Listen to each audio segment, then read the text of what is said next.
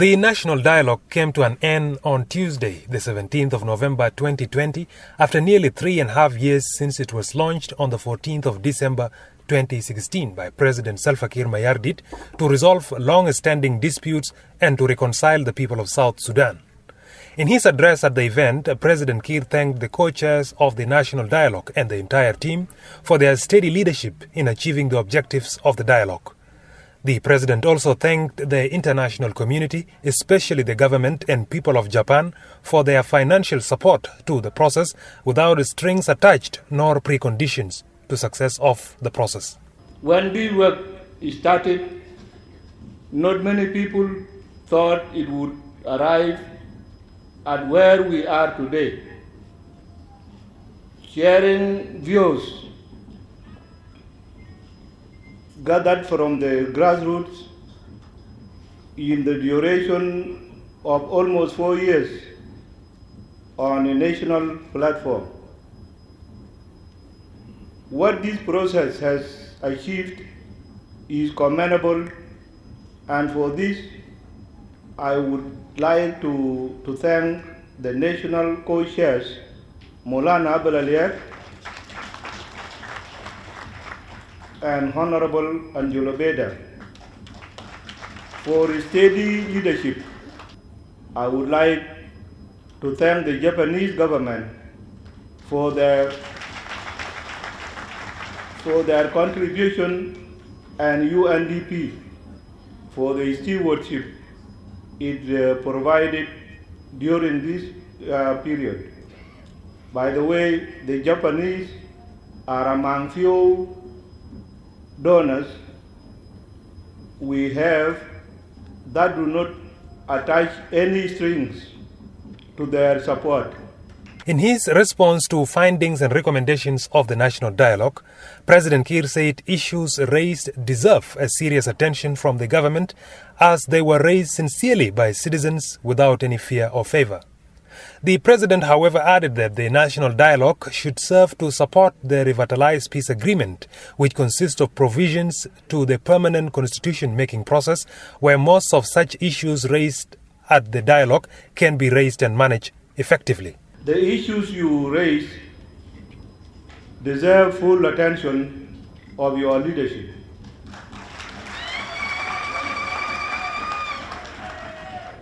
Ladies and gentlemen, your views on numerous issues affecting our country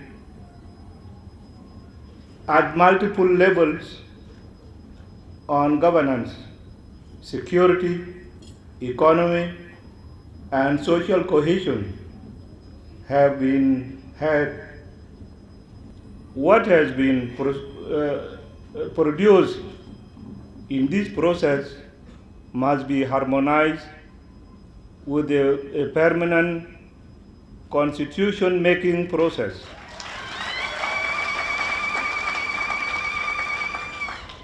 Which is provided for in the Revitalized Peace Agreement. The Revitalized Peace Agreement is not merely an integral part of our Constitution. It is in this essence our fundamental law itself.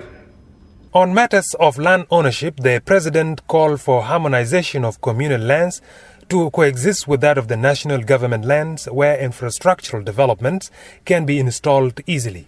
The president urged the citizens to reassess their attitudes towards government, cautioning that no government system can endure if it is not shaped by the country's political structures. The president said this in reference to different governance formulas imposed by foreign actors to test their theories in South Sudan's politics. The last 4 years of this national conversation have not been easy. At the beginning of national dialogue, I was accused of using this process to dodge the responsibility of finding a peaceful settlement to the conflict in the country. Others objected to this process on the basis that it was not inclusive enough, despite the fact that the process was designed to reach our communities wherever they reside. We need to reassess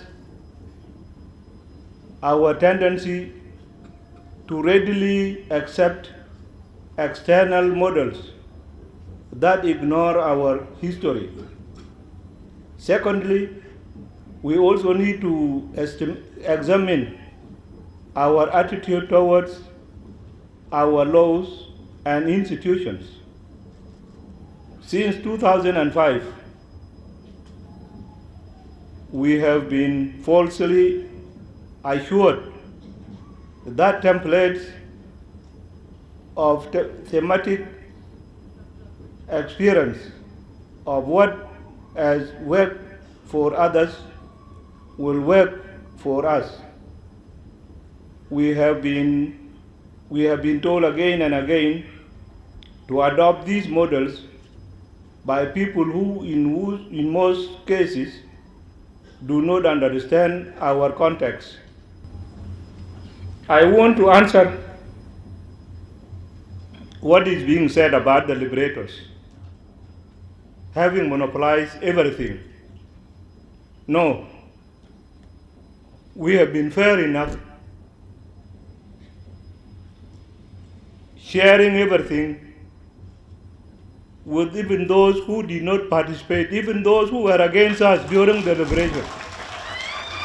I believe all levels of government can work jointly to ensure that communal ownership of land can coexist with legitimate land development directed by the government.